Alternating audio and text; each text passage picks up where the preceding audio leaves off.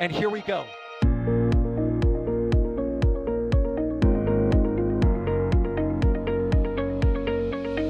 have liftoff. Propulsion continues to be nominal.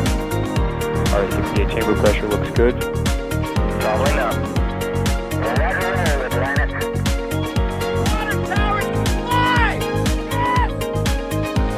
Tango down to nominal. Fighting downside FT off. Bring in FT off. It's orange! Oh my god! Oh my god! Decollage. Put that in the big bag, 343 unfolds to go. Indeed. We rise together, back to the moon and beyond. This methane will be igniting in the flare, correct? Yikes. You bet. We don't need any more of these.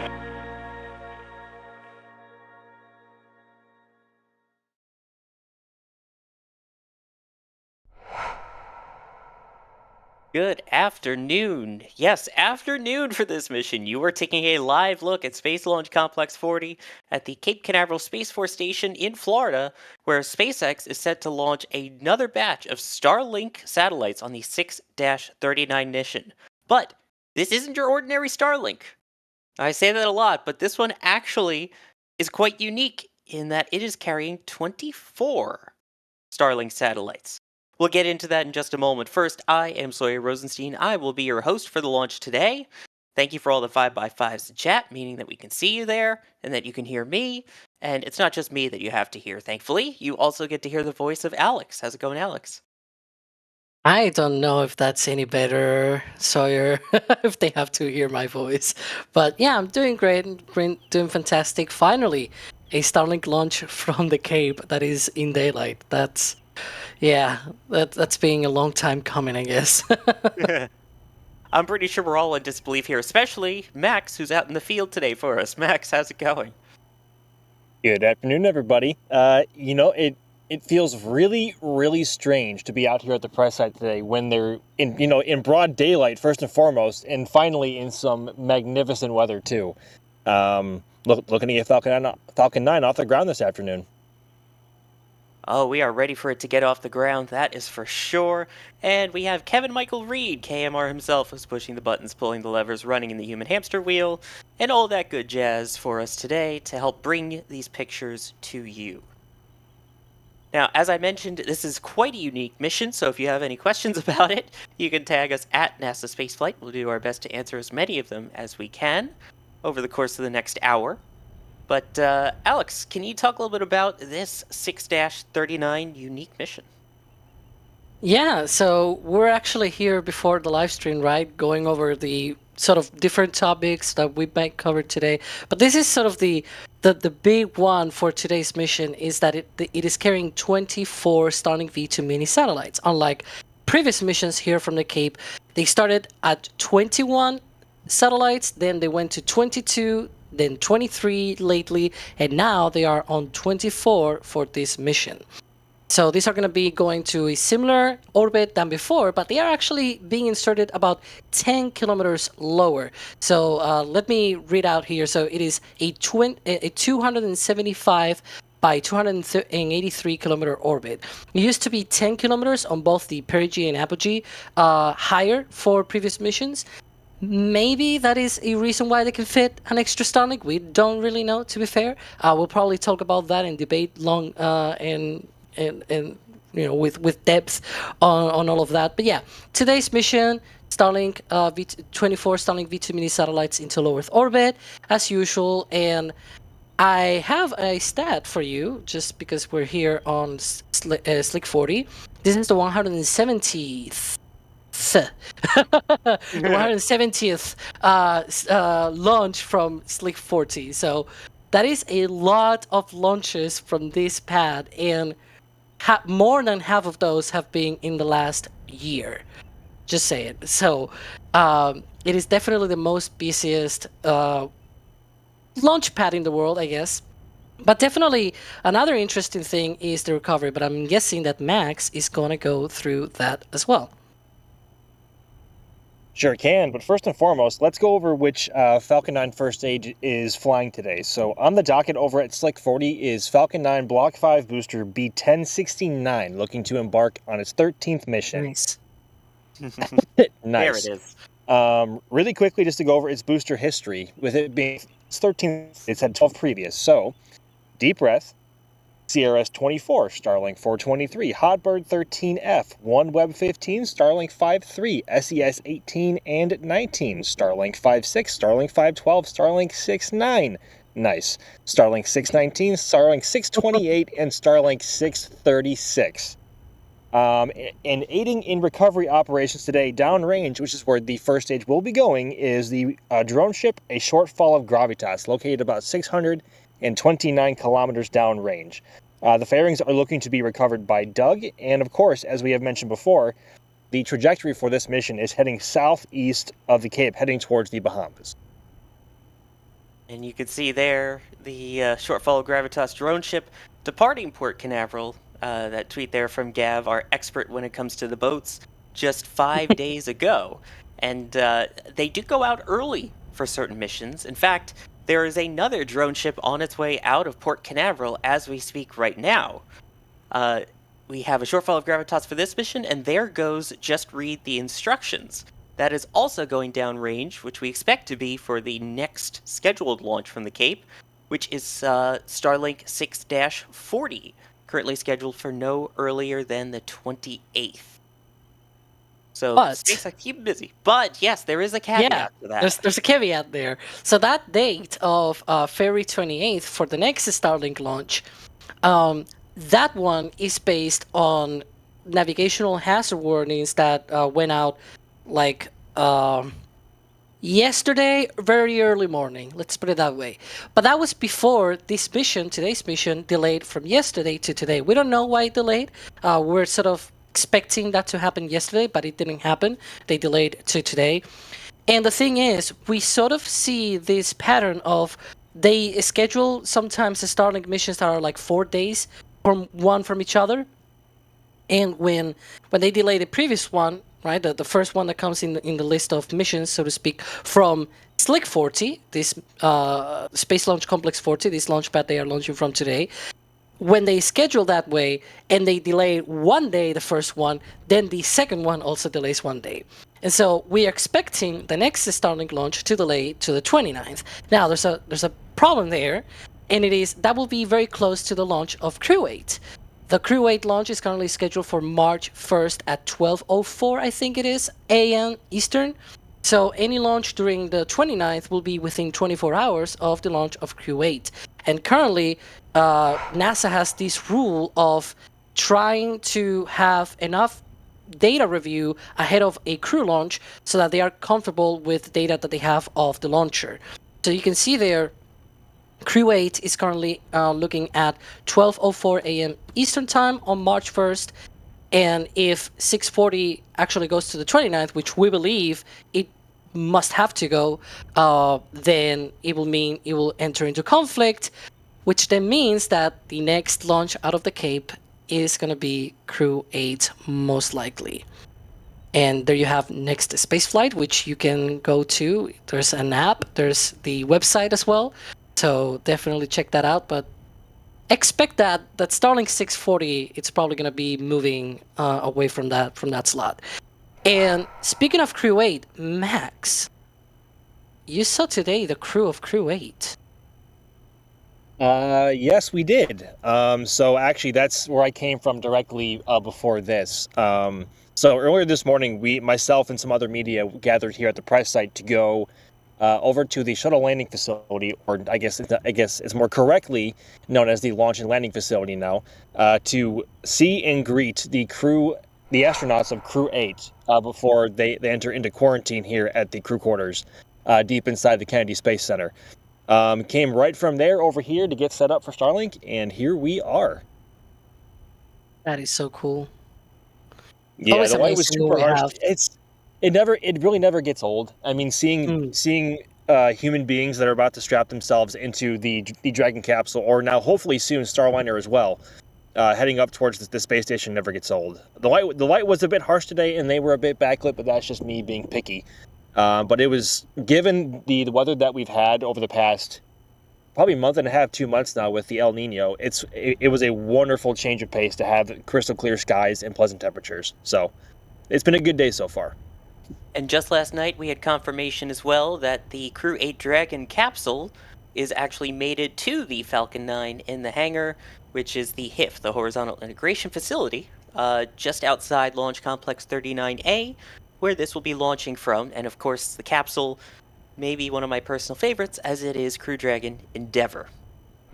It's a good Endeavour. The 5th flight as well of that capsule is going to be a record for Dragon. And currently, sort of like a status update on that mission as well.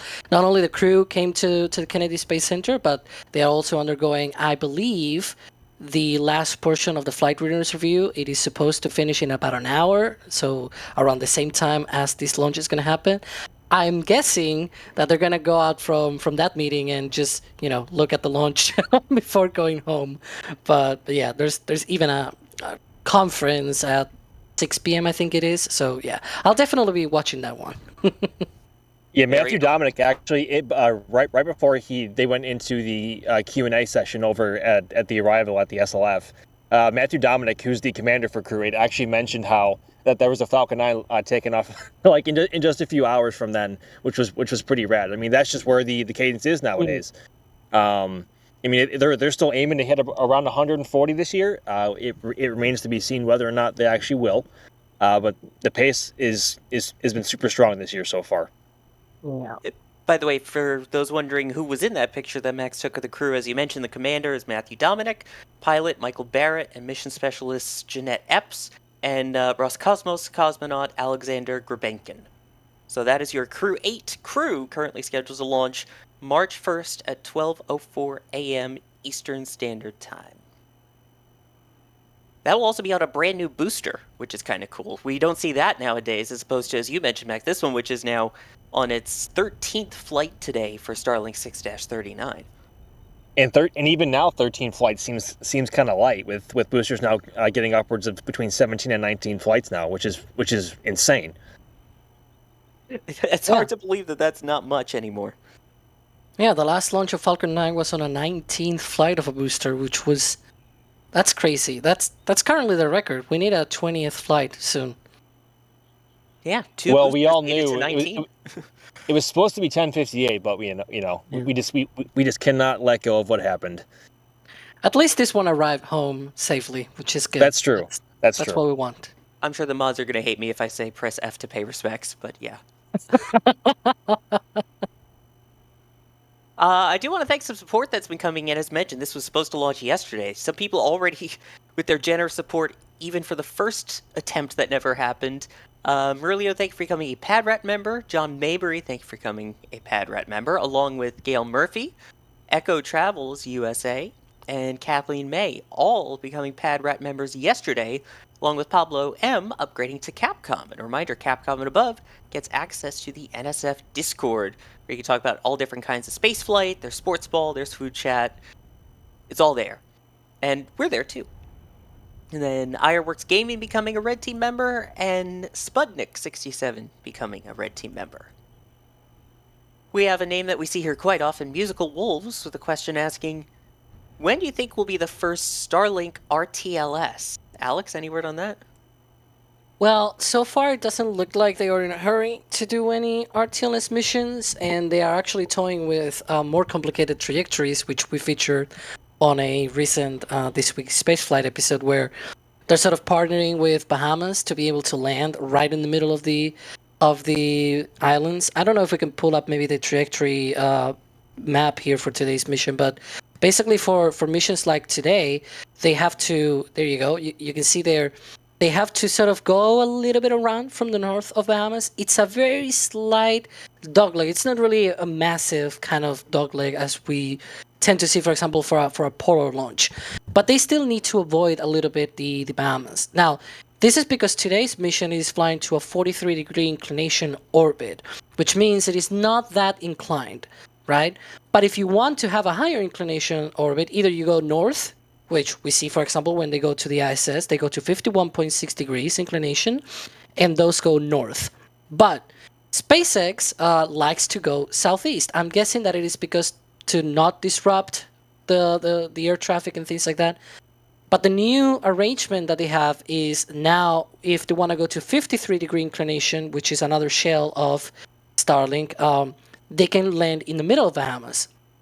So there you can see the sort of graphic, as you will, of how it will look like. It will be sort of going directly to the center of the group of islands instead of having to skirt around and having to do like a massive dogleg. That will not be needed in this case, which saves them a lot of performance and allows them to be able to do more missions out of the Cape, and especially those that contain the direct-to-cell satellites, which I'm sure a lot of people out there are waiting for. But yeah, but the Starlink RTLS, it is not coming anytime soon. That's sort of the thinking here. It doesn't seem like they are in a hurry to get to them, but we'll see. You know, it's something to keep in mind. That may happen in the future, but there's no indication that it'll happen soon. Yeah, I saw Archie Rush earlier was asking of when we think we might see it. Do you think we'll see it by the end of the year? Max, what do you think? Well, if you rewind to mid-January, based on some documentation that we had seen, we thought we might see it sooner rather than later, potentially maybe late Q1, early Q2, but not anymore. But by the end of the year, maybe. I mean, I wouldn't rule it out. Difficult to say, though, given the current conditions. But by the end of the year, I would say probably 70-30 yes. Yeah, they have already filed permits, communications permit, because when they launch, they obviously need to communicate with the Falcon 9 launch, and so with the rocket, the first and second stages and whatnot, and so they have to file FCC permits, communications permits, and those they stipulate where the drone ship is going to be located. And so we can know where it's going to be, and now we know the location within the Bahamas where they want to land. And they have like at least 5 permits for 5 upcoming missions, which, given their turnaround times, their schedules, it might be late March, early April at the earliest. So that is more or less the timeline for that new and exciting trajectory that they're trying to do out of the Cape. It will definitely be exciting to see that. That's going to be, again, I may be one of the first ones trying to book a ticket down to the Bahamas there. We need to send Jack with a kayak. Speaking of seeing the launch, no kayak necessarily needed, but we have a nice little visibility map for you here. So you can see there is Slick 40, which is where we're launching from today. And this is about when you'll see it in your area if you're in Florida here. About 40 seconds there, it'll hit Orlando. About a minute in, Daytona Beach, should be able to see it. And then you'll start seeing it go a little bit more to the west coast in the Tampa area. And then north Jacksonville there, and then south to the Palm Beaches. And right around Mico, you should be able to get to it down in Miami, with Fort Lauderdale also getting a good view in there. And you can see why it'll be nice when we get the Bahamas landing in there. The Bahamas will still be able to see it. There, NASA, you can see, at T+4 minutes even. And then, of course, the excitement of the landing coming up after that. So, quite a good view for this launch. Again, it may be a little harder because it's in the daylight, but you should still get a good view if you're within that red circle. Also, major shout out to whoever did the graphics on that. That was absolutely epic. I believe that was Ryan Caden, so shout out to him. Yeah, he uses Google Earth, so it's obviously Ryan. That's his sort of fingerprint. All right, let's get to another question here. Mike is asking, and this is kind of similar to what we were talking about a moment ago. Is SpaceX still on pace for 144 launches this year? Max? Tough to say. I think we're at, 10 or 11 launches now at the moment? So that would more line up with the fact that they're around the ballpark of around 120 or so, between 110 and 120. Just based on my personal opinion, I don't believe that they will hit 140, but it's always nice to aim high and shoot lower than that, and then achieve a bit lower than that, but still have a higher cadence than you had last year, which was almost at 100 launches, which was incredible. But I think they're so far on pace to have between 110 and 120. That's still crazy. I think it's definitely safe to say we should see the 100 launch mark this year, assuming all goes well. I know, like we say that so casually now, saying, "Oh yeah, they might launch 100 plus times this year," just like as if it's normal, and it is becoming normal for them because, of course, we aren't used to seeing that. Even if you rewind 3 to 4 years back when SpaceX was launching between 10 to 20 times a year, so seeing them launch around or over 100 times is just remarkable. Yeah, it seems like the entire 2010s only had about 100 launches from the Cape. Yeah, honestly. Yeah, I can actually give you a number here because when I saw this still on the question, I was like, well, that implies that they were ever on pace for 144 launches. I gotta tell you, they were not on a pace for 144, and they're actually going down in their pace. So this launch is the 8th launch of the month, and it'll be most likely the last of the month. And currently at the pace that they are going, so if it launches on time today, they will be on track for 117 launches this year. Now, that implies that they are going to go at the same pace, right? And we know, as always, that the pace may fluctuate here and there, but usually towards the end of the year, they increase the cadence of launches, and so there's still some hope that at least they get to 130 by the end of the year. 144, it's becoming a little bit more complicated because again, they're going down on the cadence lately. Not totally their fault, to be fair. They had a few delays from Vandenberg due to weather. I acknowledge that, but still, delays. So they're not good. But it's also worth noting that they were also down at an entire drone ship for almost 2 months out of the year because of what happened last year. And that also between the first couple of months of the year, there were a lot of commercial and government payloads flying that were RTLS missions, which aren't as easy to keep up with the cadence. Yes, right. Yeah. I'm mostly sure that they actually, scheduled that downtime for the drone ship precisely so that they could, time it with the RTLS missions. Because otherwise, I wouldn't see them doing.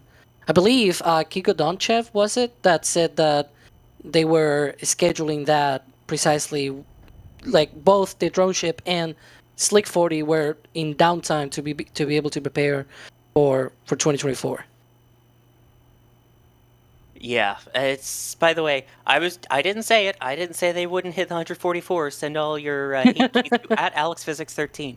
Oh, come on. I actually want them to launch, and meet their targets. I'm just saying that, I want them, but, man, it's complicated. I know. It's almost like it's rocket science.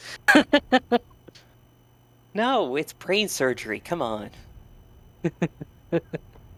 Well, we are coming up now on starting to get into the milestones of the countdown here as we are approaching T-minus 37 minutes. So, Alex, do you mind running us through what we can expect in the next few minutes here? Yeah, so in about 2 minutes, we're going to have the start of propellant load on Falcon 9. We will not be able to see it straight away. It usually gets frosty like a few minutes afterwards. So if they are on track for a launch in 36 minutes and 45 seconds, then we will see that frost coming up in about 5 minutes from now. Then that propellant load will start basically loading the first stage with both liquid oxygen and RP1 kerosene, and the second stage will be also loaded with kerosene but not liquid oxygen. That'll be at T-minus 16 minutes, which it'll go through the RP1 load all the way to T-minus 20 minutes. We'll have our T-minus 20-minute vent, and then that'll ready the ground systems for that stage 2 liquid oxygen load, as you can see there on the timeline, at T-minus 16 minutes. So in about 20 minutes, we'll see that as well. And then we'll go into engine chill, strum back retract, propellant load will wrap up. All the computers will go from ground systems to onboard systems, and hopefully we'll have a launch in 35 minutes and 54 seconds. There we go. Now, we talk about weather here. You saw the breeze blowing on the flag there just a short moment ago. You can see the trees kind of swaying there a little bit. There's the flag behind our countdown there. There you go. Max, how is the wind out there for you and the weather in general? The wind right now is actually very pleasant and of course tolerable. I mean, compared to what it was a week ago or more when it was absolutely howling a gale. I mean, this is way better by comparison. And adding to that with literally not a cloud in the sky, the sun shining bright, and I believe it's around the low 70s, mid 70 degree range right now Fahrenheit. So it is wonderful. I think right now, Alex just posted in the back channel the weather forecast for this one, and it is less than 5% probability of violation for weather, which is about as good as you can get. Yeah, they never officially say 100% on those, so if it's like 95 plus, that's still an A plus in my books. I asked that because James Atkinson is asking about a different kind of weather. James said, historically, they lost a batch of sats due to increased drag caused by solar activity. How high were they, and how does this flight compare? Also, have there been any solar storms recently? I know we just saw a new sunspot that's visible with just eclipse glasses, basically, pop up, but what about solar weather? Well, the solar weather, I'm not too well informed, to be fair, to be able to answer what about the solar weather. But I do know that the reason why that mission in particular had that exceeding drag is because of how they inserted the satellites before. So this was actually very early into the Starlink constellation kind of thing. Back then, I believe the target orbit was somewhere, it was actually an elliptical orbit, somewhere in between 210 kilometers to about 300 kilometers. Now what they do is they insert it much closer to 300 than those 210. It was that low perigee that orbit had, 210, that was actually very limiting because they only have ion thrusters, which are very low in thrust. So if you have a high drag, then you're not going to be able to compensate that. They also were hit. I believe some of them were also not good because of that solar storm. Like the solar storm also affected their programming or something like that. It was a long time ago, to be fair. So it's complicated now to actually go through that with all of the information 100%. But that's more or less what happened. For today's mission, the lowest altitude that these satellites are going to be inserted is 275 kilometers. So it is much, much higher, and so it should not have that problem. And I'm mostly sure that at least on the programming side of things, on the the bit flips and frying components or something like that, like if any of that stuff gets affected, I'm mostly sure that by now they probably have solved that. From when that happened, that happened I think 2 years ago. I believe it was February 2022, if I'm not mistaken. So it was a while ago. I'm mostly sure that shouldn't be happening again. As for the solar weather, though, I'm right now looking at the same weather forecast from the Space Force. And it has one of the sort of additional risk criteria kind of things. It says solar activity and it says low. So there's low risk for this mission to be affected, apparently, by solar activity. So there's that. Because they also track that as well. So it's all weather. And that's good to hear. And what's also good to hear is SpaceX officially announcing propellant load has begun for today's launch of 24 Starlink satellites from Florida. All systems and weather are currently go for launch. So we should be seeing that rocket get frosty very, very soon. My gosh, there's been a lot of gifting memberships going on. Let me just hit these really quickly here. Andrew, thank you for becoming a PadRat member. John Krausen, thank you for becoming a PadRat member. Maya, thank you for gifting a Red Team membership. Richard Cochran, thank you for gifting 5 Red Team memberships. Jeff Barksdale, thank you for gifting 5 Red Team memberships. Daniel Hogman gifting 5 Red Team memberships, Snotgarden gifting 5 Red Team memberships, and Jurwa gifting 10 Red Team memberships. Holy cow, your support there is greatly appreciated. Thank you. And for those of you who did get it, definitely give a big thank you to whoever gifted it to you, and make sure after the stream to check out some of the members' content that you now have access to here on YouTube.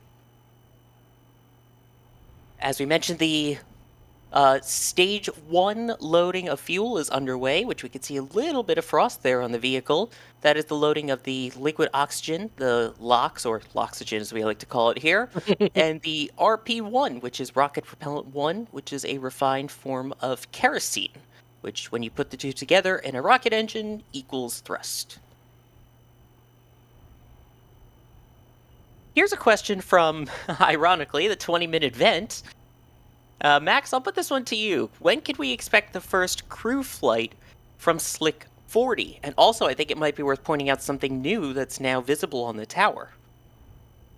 You know, based on the name, I thought we were going to get ahead of ourselves and talk about the 20-minute event, but I was going to say we're not there yet.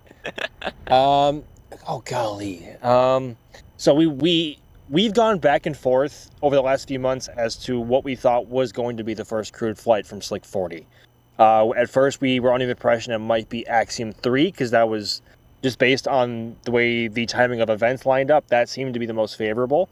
And then, of course, that one got moved over to LC-39A. I can't imagine NASA putting a crewed mission through Slick 40 anytime soon. I think the SpaceX and NASA would like to prove it in combination with Cargo Dragon missions, and then also between private spaceflight, like future Axiom missions, and of course the upcoming Polaris program mission 1. So, good lord. I would like to say before the end of the year. I mean, Polaris is still. There is still a distant possibility Polaris Dawn could fly from Slick 40, but I would like to say at least by year's end, hopefully. And we did see, as we were talking about, it's a sort of addition to the crew tower there that's kind of important for a crew flight in the event of an emergency. Right, Max? It is. Yes, sir. So at the very top right, you can see folded back now currently is the brand new crew access arm. At the very top of the tower. Yep. So that's how they'll get on, and in the event of an emergency, they now have these interesting looking boxes, Alex, as their sort of escape system. Yeah. You can sort of see them. It's a bit of a distant view. But you can sort of see them on the left. The tower has like an extension that covers the fairing. So the bottom half of the fairing is, you can see there's like a boxy white thing obstructing the view of the bottom half of the fairing. That is those boxes that they have installed on the tower, apparently to be able to escape in case of an emergency on the pad. Now, there's a lot of people that say, well, why not just use the abort system on Dragon? Oh, there we go. That's a Sumi's kind of thing. But there you can see that that's sort of being installed there. You can see some of the lines even on that system. And again, it is fair to ask that, but then again, you have probably an overlap of situations where you are not still inside of the capsule. There are people on the tower, and then you need to get out there. Like, you really need to get out because there's an emergency. There's something dangerous going on. The rocket is not fueled, but Dragon is fueled. And if there's a fire on the capsule, there's a leak or something, you want to get out of there, right? So that system needs to be there not only for the astronauts but also for the crew that are there, and it is important to have that. Alas, it's not like the Ares 1 roller coaster, but yeah. Yeah, 39A and now 39B have these sort of slide wire baskets. You hop in, press the lever, and about 60 miles an hour is top speed to get you out of there as quick as possible. Ares, they discussed actually building a roller coaster type thing that Disney may have actually been involved in to get crew away super fast. You'll say that never came to fruition, but never too late for any future space companies, just saying. And yes, boxy white thing is the official scientific term for those escape pods, if, for those who are asking. Yeah. Let's see here. We have a good question from Louise saying, I'm flying from Brazil to watch Crew 8. Any tips on the best place to see the launch? Well, it turns out we happen to have a fantastic video right here on the YouTube channel that says how to view a rocket launch, hosted by Julia Bergeron, and the fantastic Max Evans as well. So, Max, any tips here?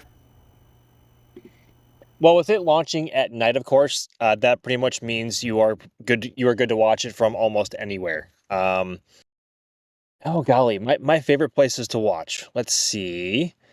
For LC39A, I would recommend primarily the on top of the Max Brewer Bridge over in Titusville. When you are on top of the bridge, you're up maybe. I think you're up at about 100 feet at about the apex there. So.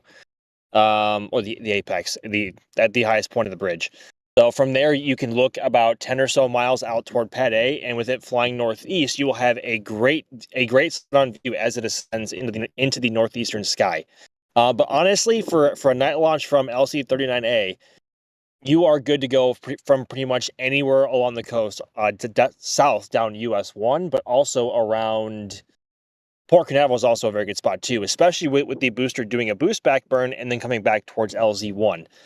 So in that case, Jetty Park, Cocoa Beach, Port Canaveral, you are all going to get a front row seat to an LZ1 landing, and also you're going to get slapped in the face by these sonic booms. And probably bugs, but yes. Yes. And there is that video which I saw Ryan Caton spamming in there as well on how to watch a launch. So you can go check that out. And yeah, Max, Julia, and I have our favorite spots. Of course, Max's would be the Max Bridge, just saying. And yeah, I think it's about 25 meters, so we're a little under 100 feet up, but still, great view. And then John Depker with a very generous super chat. Alex, this one's definitely a you question here. Oh boy. For those who may not know, what's the difference between Starlink V1, V2 Mini, and full-size V2 planned for Starship? Oh boy, if only there were a video about that. Oh, Let's don't not mention start. that. Oh, well, I can tell you what the V2 incorporates on top of V1. So V1 is sort of the basic Starlink satellite. It only had the phased array antennas and things like that. But V1.5, that included inter-satellite laser links, which was very helpful when you don't have a ground station to be able to transmit between satellites over the ocean, for example, to get a signal in a on a boat in the middle of the ocean. That is good, or in the middle of a desert or something. But the V2s include all of the same technology from V1 and V1.5, but improved because it's a bigger satellite. But also, it includes also I should say the lasers were also improved on V2 Mini and I guess V2 in the future. And the thrusters were also improved again. They basically went from a Hall effect thruster using krypton to using argon, because it's cheaper, more readily available. Like argon is just basically the third most common gas in our atmosphere. That is not counting water vapor, I guess. So it is very, very much cheaper.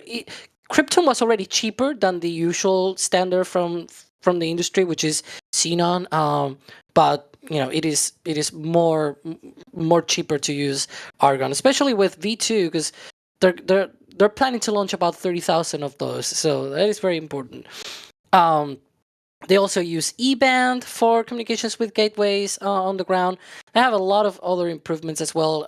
More recently, they have debuted direct-to-cell, which basically uses the same bus of a Starlink, but instead of just having all of these phased array antennas for communicating with a terminal, they have a bigger deployable antenna that communicates directly to your phone.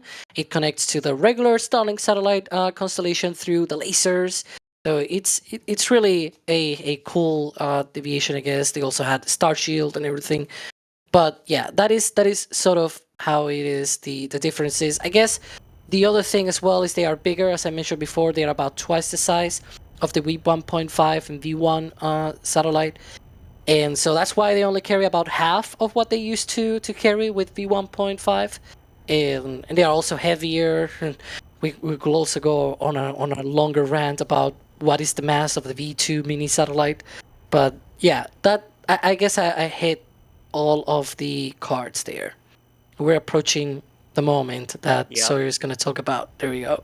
Yeah, also, we're in a sort of sci-fi future reality when we're talking about, just 30,000 satellites with lasers. With freaking lasers. Sorry, Adrian probably doesn't get that reference. Anyway. We are coming up now on everyone's favorite vent, the T-minus 20-minute, 20-second vent. Max, what is said vent? So hopefully, what will become visible on your screen in the near future is what we call the T-minus 20-minute vent, or the best vent, as we actually call it. So that is basically SpaceX working. Actually, there we go, right on cue. There it goes. So at the moment, SpaceX is currently purging the the lines inside the strongback in preparation for stage 2 LOX load. The last thing you want to do is flow super cold propellant into a line that is either at room temperature or warmer than the temperature of what it is outside, because that just leads to a whole bunch of issues. So essentially what they're doing right now is purging it with liquid nitrogen, and they should begin liquid oxygen loading of the second stage here in just a few minutes. According to our timeline, about 3 minutes and 37 seconds from now. And it's also a great indicator of weather there. Sometimes if there's no wind, it creates sort of a misty cape around the rocket. In this case, you can see a little bit of breeze, but nothing terrible. Yeah, and it's also a great indicator of how humid it is. If it's super humid, that the vent will seem a lot thicker. It's tough to tell over camera, but in person, when it's super thick and humid outside, the vapor coming out of the transporter erector has a lot of presence, if that makes any sense. And of course, is also a great indicator of which way the wind's blowing. So it is blowing, from our perspective, it looks like it's blowing southwest at the moment. Any way the wind blows doesn't really matter to me. Oh, jeez. But yes, that will continue on for another couple minutes here. Totally normal. And again, that just means we are still on track for liftoff. Here's a twist on our usual question here. Dale Needham, I just have to bring this up, saying, what's the thing between the 4 towers? That's called a rocket and a crew access tower. I mean, yeah. What's the thing between the 4 towers? That's a rocket right there, and the transport erector and the crew access tower with its crew access arm. Yeah, there's now, I guess, too many towers, because you have the 4 lightning towers, you have the crew access tower. You can count probably the rocket as a tower, and then even the Stromback, it's sort of its own movable tower. I don't know, there's too many towers. Yeah, from this view with the crew access tower, it's a little harder to see the transporter erector, but it is back there on the other side of the vehicle. So now's your chance to get the 4 towers merch while we still consider it 4-ish towers. Well, I saw people say they were coming from Brazil. We got Brian Green here saying on the road stuck in Montgomery, Alabama. Will I be able to see the launch? Just kidding. Chat, feel free to tell him to be quiet. FYI, hit the like button. There should be over 4K by now. Thank you for that generous support as well. And we still appreciate you chatting. But if you're in Montgomery, Alabama, the mods already hate me from the Fs earlier, but I'm going to make them hate me even more. Where are you guys watching from? Let me know in the comments. Oh, Chris had that already prepared. Look at that. He was the first one to put it there. Oh, he was on it. Yep, York, People's Republic of Yorkshire. He was prepared, see? New Zealand, It's from Spain, Germany, come on. Roanoke, Lakeland, Florida, Daytona Beach, Juneau. No, I don't know, but I'll ask. Iowa, Jeez. Denmark. Hey, I could have said Alaska, but I don't know their gender, so. Let's see, Vancouver, South Africa, Cornwall, Southampton, Poland. Love it. The person who just said my bed. New Jersey. Gotta love the Jersey love in there too. And again, reminder, that is where you can hopefully see the launch if you're into any of that red circle that was on the screen there. Here's an interesting thing. We've seen a lot of people here, Alex, asking about lunar questions, especially with regards to Starlink here. So I'm going to combine two of them. Uh, Ricky Nixon asking, when is the next lunar lander mission going to fly? So preferably IM-2.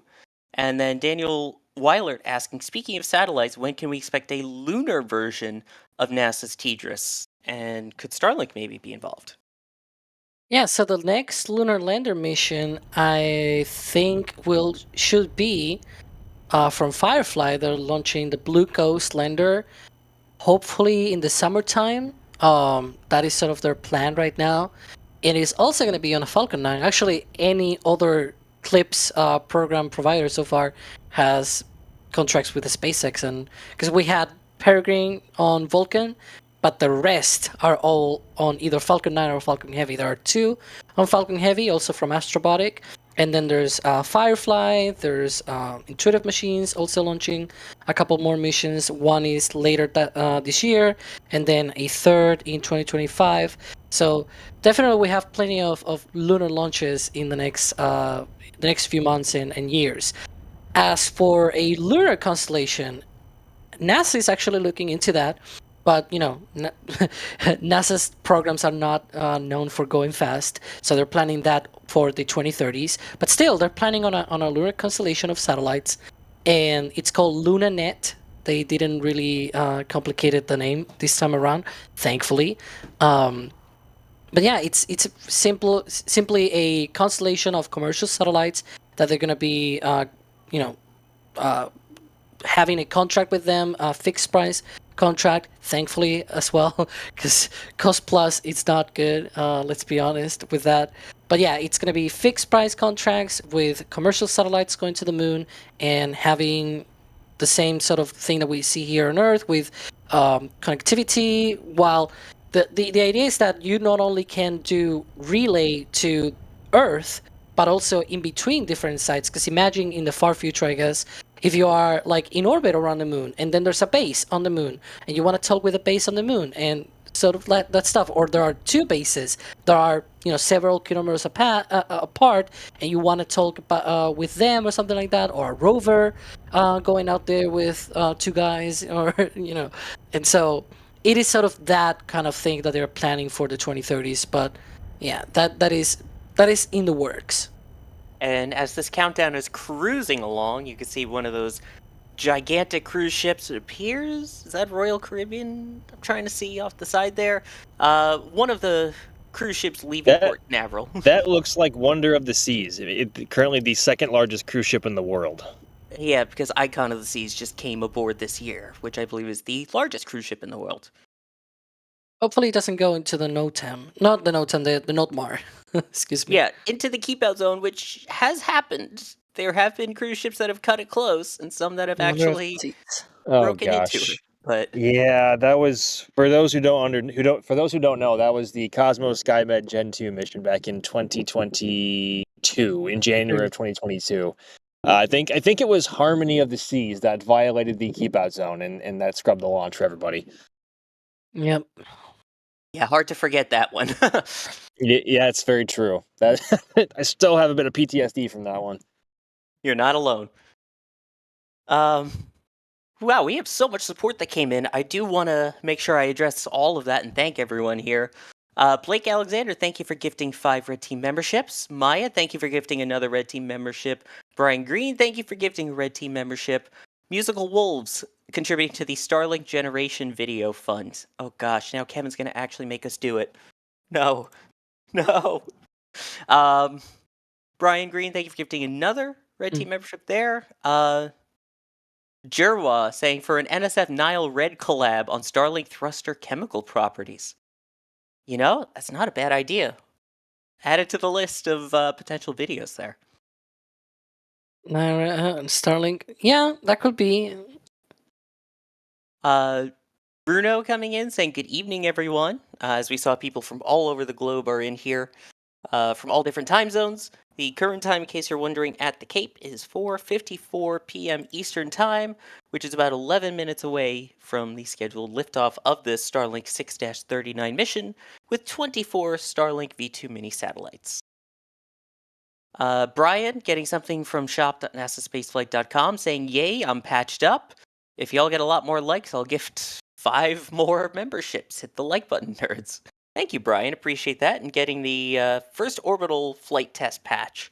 We also have ones for the second, and Pauline's gorgeous design for the brand new upcoming OFT3 flight. Definitely worth checking out. I'm actually wearing the shirt from the second patch. Well, there you go. And then Bideford with more generous support. Bideford, thank you always for the support there, saying, everyone that hasn't liked, please do so to help out NSF. Appreciate you guys doing my job for me. Thank you. Bob Fillmore gifting 5 Red Team memberships. Here's one from Daniel Thornton. I'll put this one to you, Alex. With the multitude of satellites in orbit these days, how much is satellite avoidance involved in planning launch windows, trajectory, etc.? Well, for Starlink, I'm mostly sure that it is not a need. Like, it is probably not that much needed because of the low orbit that they are inserted. There's not a lot of things going on at 270 kilometers. Mostly the satellites that you see there are either because they are coming back down from being way higher up and they're sort of tumbling back down to get to the ground somewhere in the next few months or so. Or you have like a satellite that is racing and it's trying to get up. But the most of the satellites are actually higher than 300. So they probably have more problems when it comes to having to avoid satellites as they try to go up into their operational orbit, which for this one is, I think, 535 kilometers. So they go from that 275 kilometer orbit all the way up to 535 kilometers. So I'm not sure if for Starlink missions in particular, they are a problem, all the space traffic, but for other missions that do go higher up, they obviously need to go up and try to avoid any satellites that are in the way.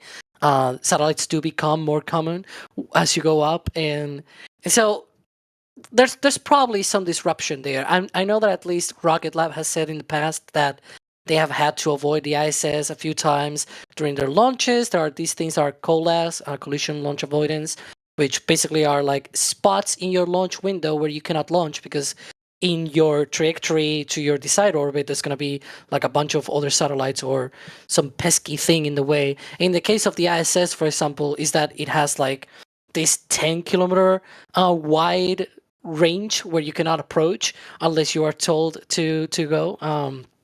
So yeah, they have like extra restrictions for that.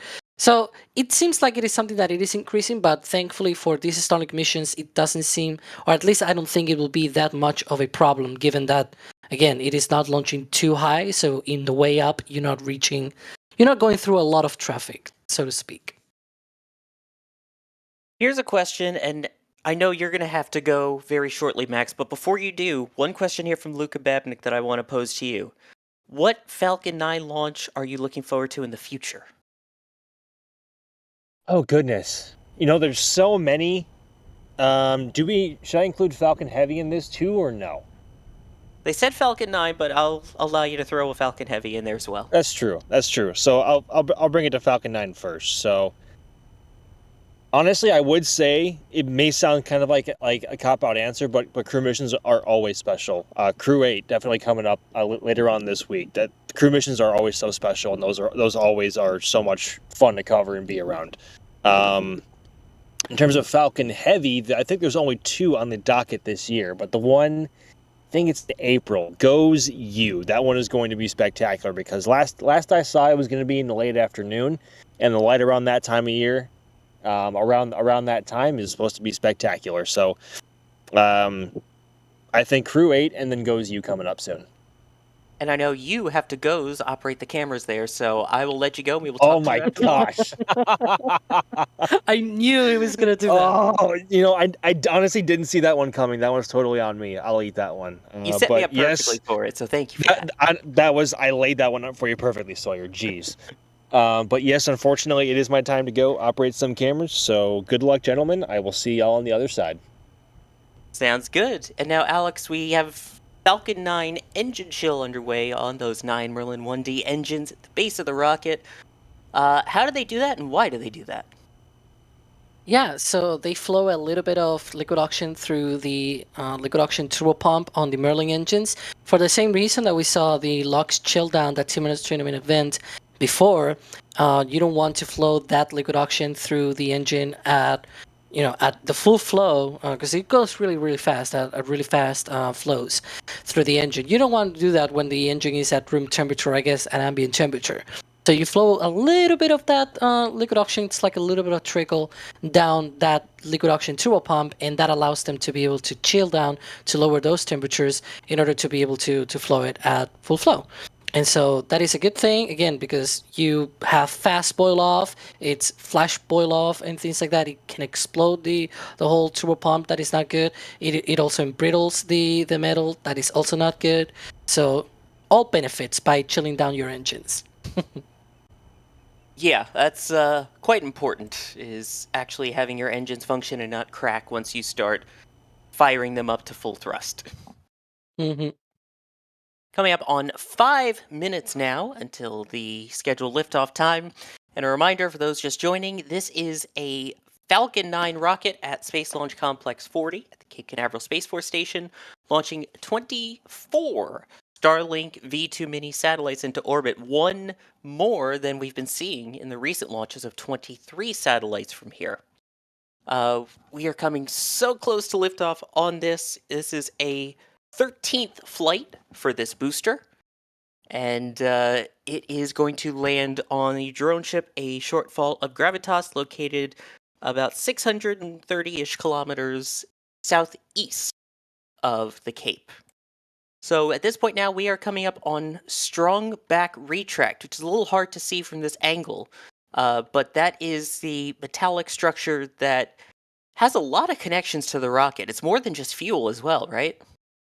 Yeah, it also provides AC, for example, air connections to the fairing. It also purges the interstage because it has the liquid oxygen dome there. So sometimes you see a lot of condensation of liquid oxygen on the inside of the interstage. So you normally want that isolated and all of that purge out. You can see some of that purge actually coming out from the interstage sometimes as well, from the MVAC engine. They also do purges of the engine and things like that.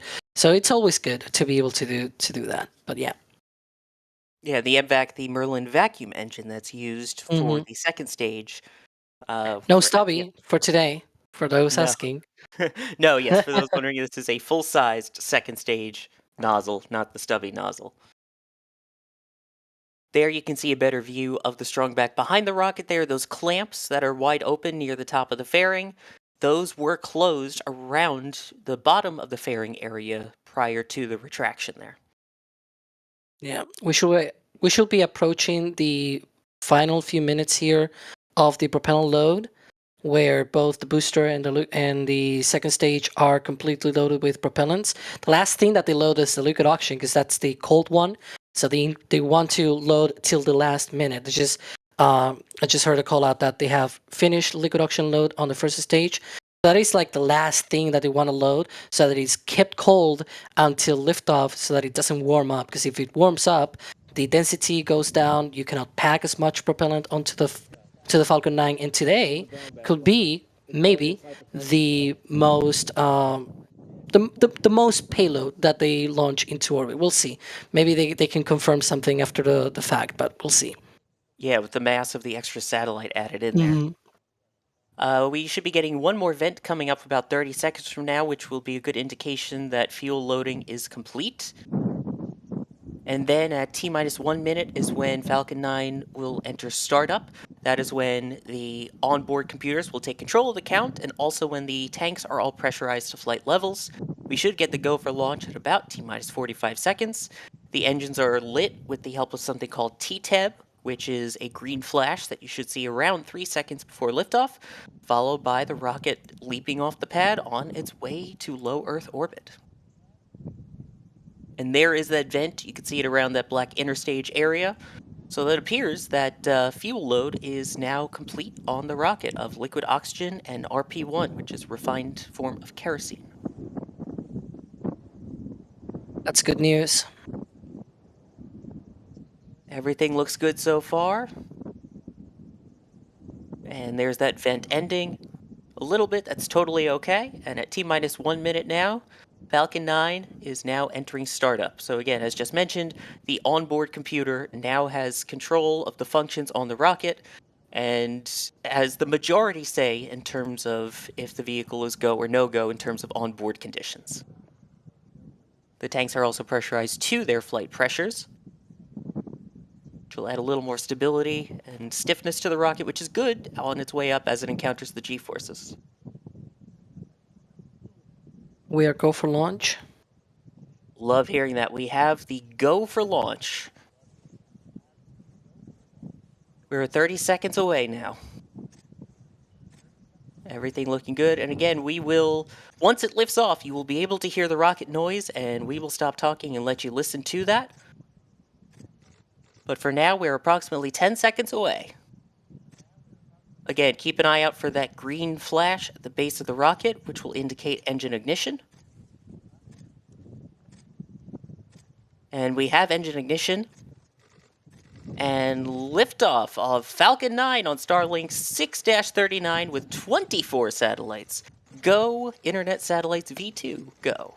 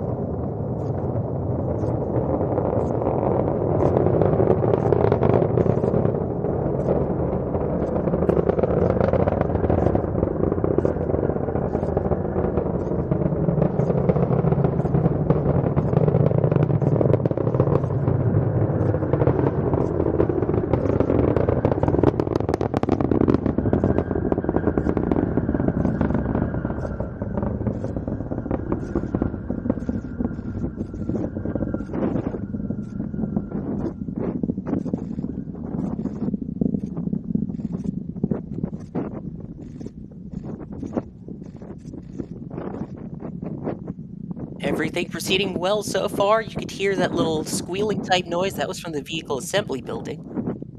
And based off of that plume right there, that is normal. That is as the vehicle passes through max Q. That is maximum aerodynamic pressure pushing against the vehicle at that point. And it has also passed the speed of sound as well. It is always so cool to see this part of the Ascent when the exhaust just expands as the air just thins out. It goes up and up and up and away also from the launch site. We are coming up on about 2 minutes now into flight. At about 2.5 minutes in is when we will see a sequence of events happening in rapid succession.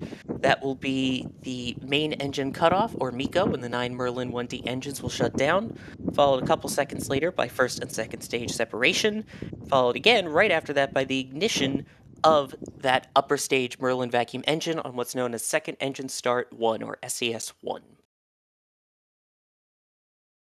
And we should be seeing that happening in just a few seconds. And there's MECO.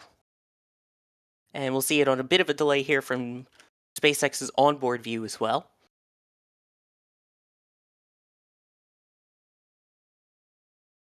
There we go. There's MECO on their cameras, which are delayed a bit from ours. There's the separation. And ignition of that Merlin vacuum engine on the right side of the screen there. Do you see something missing from that impact? I was just about to ask if there was a ring or something that might be missing there, Alex. Yeah, they're flying this one just like the previous two Starlinks from Vandenberg without a stiffener ring on the MVAC. That is interesting. Best part is no part, I guess. Guess so.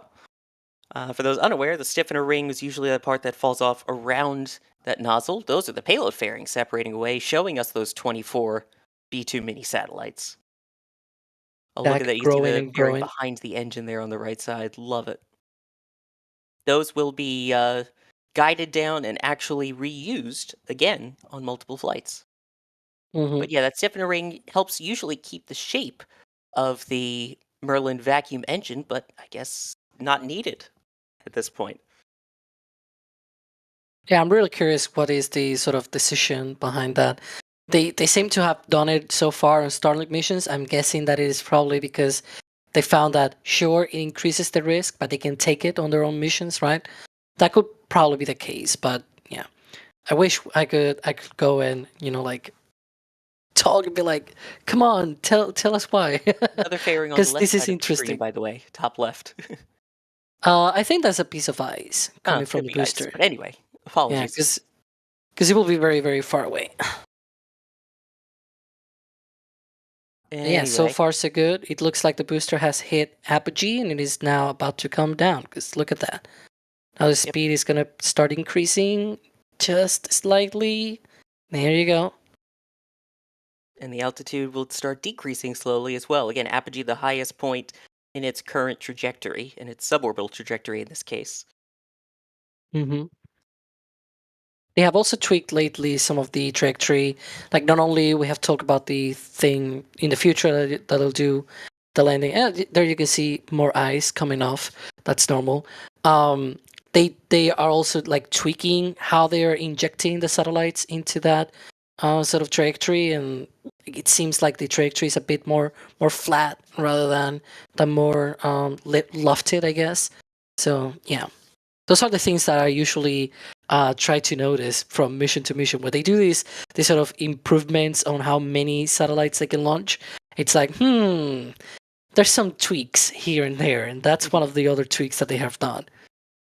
At this point, we're about a minute away from the entry burn.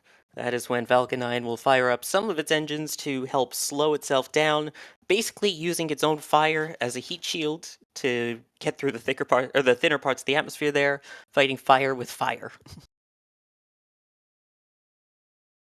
And we're also seeing those little puffs of gas. Those are from the cold gas jet thrusters. What exactly is it using for that cold gas, Alex? It uses nitrogen, and it is actually very, very useful because, as you can see there, it is able to position the booster. It doesn't have any on the bottom because it's already very heavy on the bottom, and so by only having it on the top, it kind of helps with the orientation, and more ice flying off should be coming up on that entry burn. Right. In terms of things actually at the bottom of the rocket, we should see those engines ignite. There we go. And again, in case you're wondering how soot gets on the rocket, that's pretty indicative right there with the way the screen looks. Again, kerosene, a carbon-based fuel, and when you burn it, you get the soot that ends up basically staining these rockets. And there we go. Now the next thing that we'll keep an eye out for is the landing burn. That will fire up one last time and hopefully land safely on a shortfall of gravitas, located about 630 kilometers downrange from where it just took off. That'll be followed about 15 seconds later by SECO 1, which is second engine cutoff 1, when they shut down the Merlin vacuum engine on the right side of your screen. What is that venting from that engine bell? I'm sure people are asking about that. Yeah, that is a liquid oxygen bleed line. So that is basically where they bleed some of that liquid oxygen that goes through the engine to keep it in check with all the pressures and everything. Once It again, is also where they have the MVAC engine chill and everything. That is one of the many lines that they have for, making things go out of the engine when needed. kind of important. Exactly. When it is not from the main nozzle, you want to have another port to do that kind of stuff. Now keep an eye out on those like waffle type structures, the grid fins there that will help steer it now that it's getting into the thicker part of the atmosphere for this final landing here. And we should be seeing the landing burn start up. And there it is. We'll keep an eye out for a shortfall of gravitas appearing below. Hopefully X marking the spot where it'll touch down. Or lack thereof, with how much abuse it's taking. Yeah, I was about to say. Landing leg deploy. And they're getting so good at this, it continues. Touchdown. That looks bullseye. It really does. The 13th successful launch and landing of that booster. And we should be coming up on SECO 1 any moment. And there we go. The second engine has cut off, and based off of the numbers that we saw there, it looks like it's in a nominal orbit insertion there. Yep. I'm sure you've got the stats for us, Alex, on how many consecutive landings that is now. Oh boy, hang on, because now I have to actually look it up because I don't remember. 203rd landing in a row since the last failure of a landing. Not a recovery failure, landing failure, because Right. it's different. Hopefully we have Max back with us here as well now to talk a little bit about his perspective from this one, the sounds, the sights. Max, do we have you back yet? I would sure hope so. How do you have me? 5-by. Excellent. That was wonderful. Ooh, hello. Another, it looks like MSC. I'm getting distracted. Yeah, that was a spectacular launch to watch. I mean, thank the Lord that we have returned, at least for now, to daytime Starlink missions and watching Falcon 9 fly from Slick 40 during the daytime. That was magnificent, and of course, with the skies being crystal clear, we could see it pretty much all the way up until just after second engine ignition. Just after that, the exhaust expanded too much, and we couldn't even see it. But long story short, TLDR, it was a beautiful launch today. And I know because it's Slick 40 and you're over at the press site, we heard that VAB squeal. You sure did, and I'm not sure maybe if our producer stayed on the audio for, at least on this camera, for too long. There was actually, haven't heard this in a while, but we heard a pretty big gator bellowing just down the shore down here, kind of by the trees.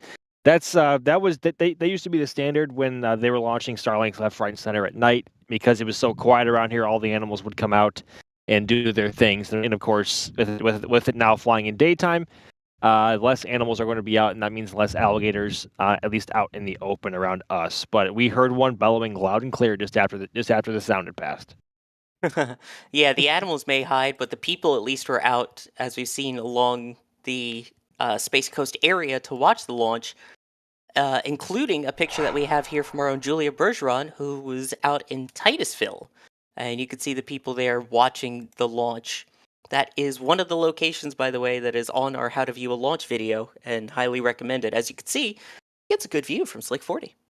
That it is. Now, the other thing, Alex, people were asking about the VAB squeal of why does it squeal? Yeah, that is a good question. The short answer, I guess, we don't really know why does it squeal, but we think that it has to do with the resonant frequency of the building being related with the frequency of like the sound of the Merlin engines. Because apparently, as far as I know, and maybe Max can correct me on this, not all of the rockets going out from the Cape do this, right? It's like only with the Falcon 9 and the Falcon Heavy. So it is quite interesting that it is precisely that kind of that frequency only comes from the Merlin but not from the other rockets. We also hear, I guess it's not a squeal, but some sort of like the echo when they have a RTLS. We hear the pew pew. It's really interesting, the sort of echo from that sonic boom on the VAB. So it's very interesting. But that's sort of the theory that we have, that the Merlin engine produces a sound that is sort of near the resonant frequency of the building. Yeah, it's, as you mentioned, the sonic booms also cause that squeal from Falcon 9 booster landings over at LZs 1 and 2. So it's quite unique to the Falcon family. We've also got some amazing support that came in while we were watching the launch. Thomas Simi, thank you for the support, saying thank you for covering this launch. It's our pleasure. We love doing this. That's why we go out and cover it, because this is fun. Steve Ross saying thank you guys for doing a great job. Thank you as well. Apocalypse Cow, thank you for gifting 5 Red Team memberships. Nathan getting items from the store, saying keep up all the great coverage. Seeing launches in person is crazy. Isn't that the truth? Getting the IFT3 patch there. I saw my first launch in 2010, and I knew I was doomed from there to basically want to see launches all the time. And again, getting the Jack-colored orange OFT3 It's orange. Blushy Boy, thank you for gifting a Red Team membership. Brian Green, thank you for gifting 5 more Red Team memberships. And John Depker, this is probably an Alex question asking, what are the rods that go up into the MVAC from the Brewster cam looking up? The rod. Oh, that's one of the pushers. So the Falcon 9 has 4 pushers to aid on the stage separation. I'm actually surprised they haven't removed the center pusher for Starlink missions. But I guess that would be a more complicated removal. Yeah, so the center pusher is sort of like inside of the throat of the Merlin vacuum engine, and that helps alongside 3 other three other pushers on the perimeter on the interstage. Those 4 help to sort of throw away and separate the second stage away from the first stage.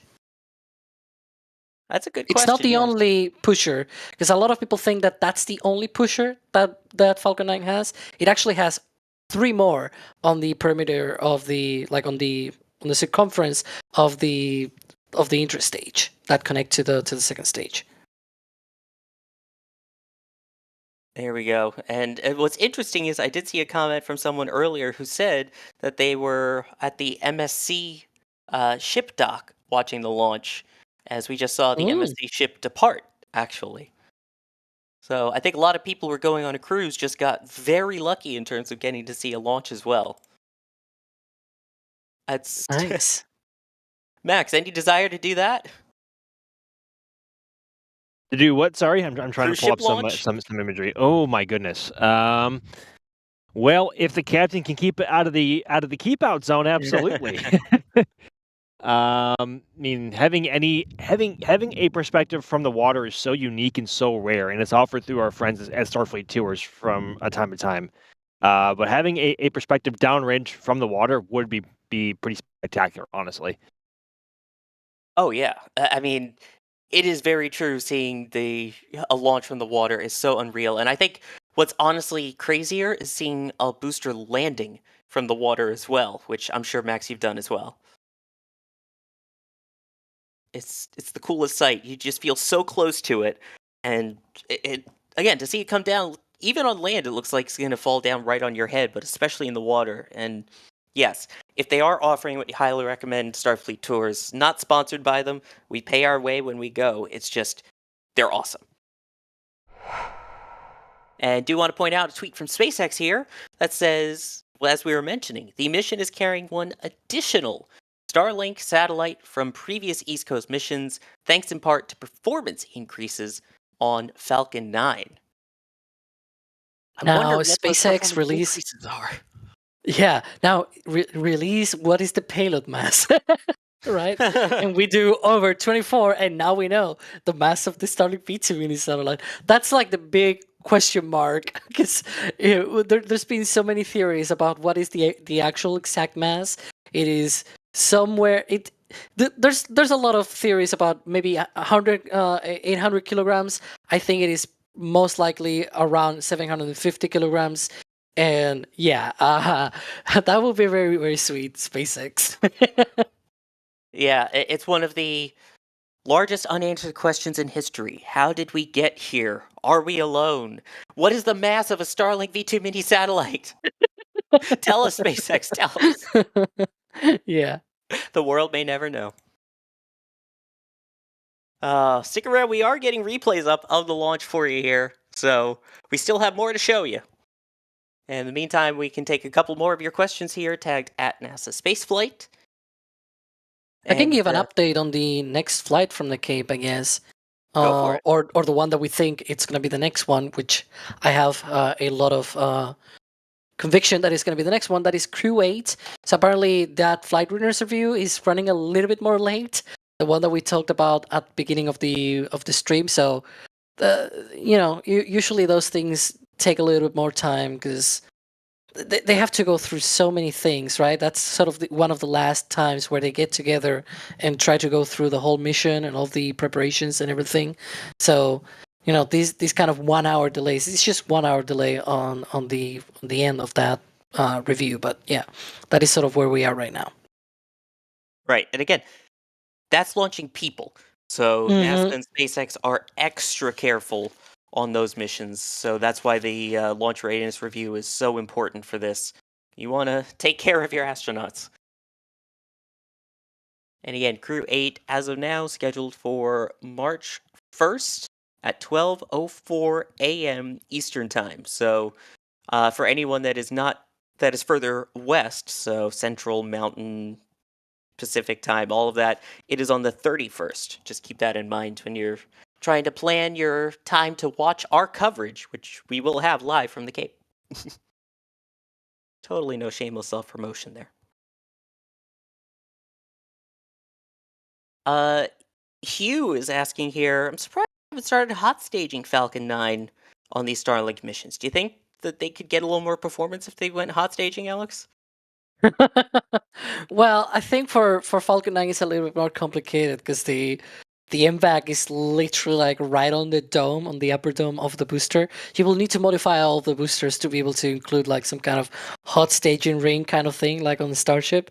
So yeah, that will be a huge modification to the Falcon 9, and probably it will start flying on Starlink first, and then expand to other customers. But then you'll probably need some kind of way of like removing the intrastage so that you can have a hot staging intrastage. Like that is very complicated. And another thing that we also mentioned a while ago as well is that Falcon 9 is already too tall for how wide it is, right?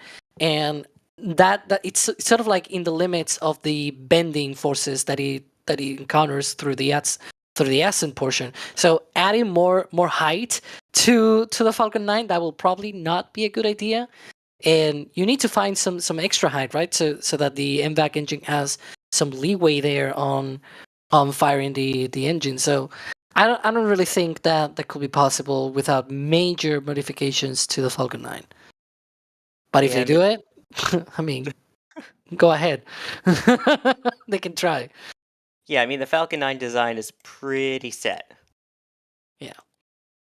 Here's Most of the Oh, go ahead. Sorry. Sorry, I was going to say that most of the improvements that we have seen, for example, on performance and things like that, I mentioned before when they were wrapping up the propellant load, that they load liquid oxygen till the end, so that like the very last minute, so that they can pack more onto the tanks. Those are some of the things that they have tried to tweak. They have also tried to tweak the trajectory, the engine thrust during ascent, to try to push it a little bit more, like those sorts of things. But you will not see this kind of big change where you introduce hot staging, if you know what I mean, right? They obviously can do some more stuff with the current design, but a little bit more beyond that, it's probably not possible, or it will be prohibitive, I guess. Yeah, that's a good point there. And another question I saw from JS Web Productions asking, how do they actually guide those payload fairing halves down? So how did this recovery of the payload fairings work?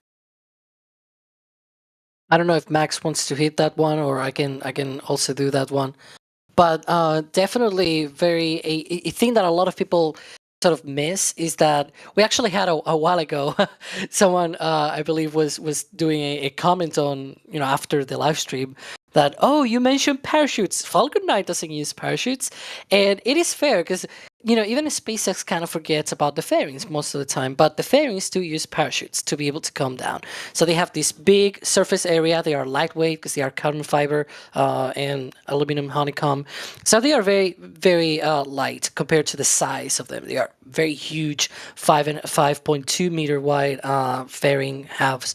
So it's a very big surface area, low weight. So in the end, when it goes to re-entry, they just need RCS thrusters to position in the right way with the belly down. They go through re-entry, pop out a parachute, they go down to the ocean. Doug or Bob here on the East Coast grab them and just get them back to port to be reused again. So it's a very simple operation in that sense. It's not all of these parachute catching thing or the net that they had at one point.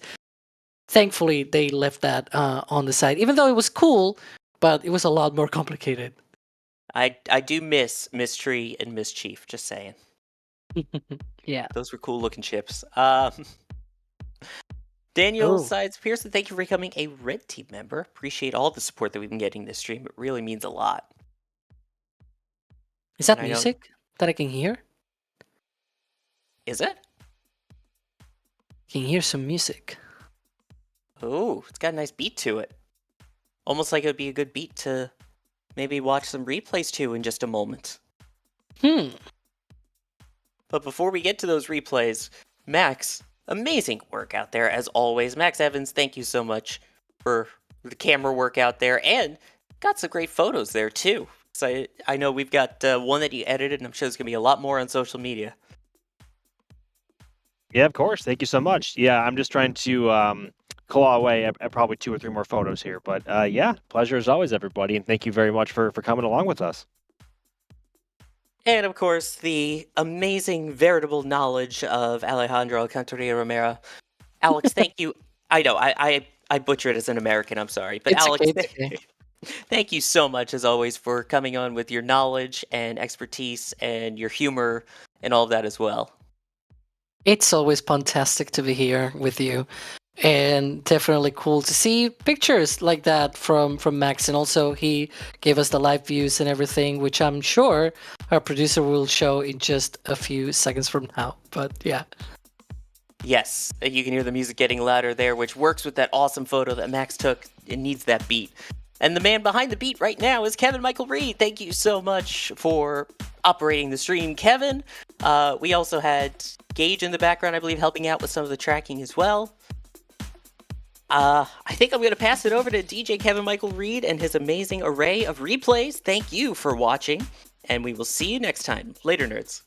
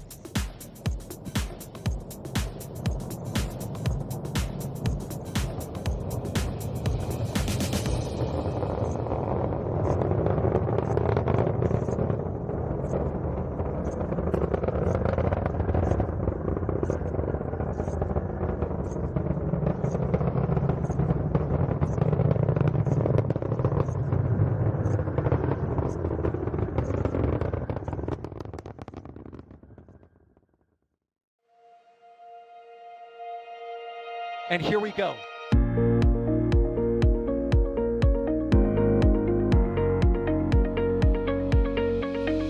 have liftoff. Propulsion continues to be nominal. R68 chamber pressure looks good. Following up. Roger, planet.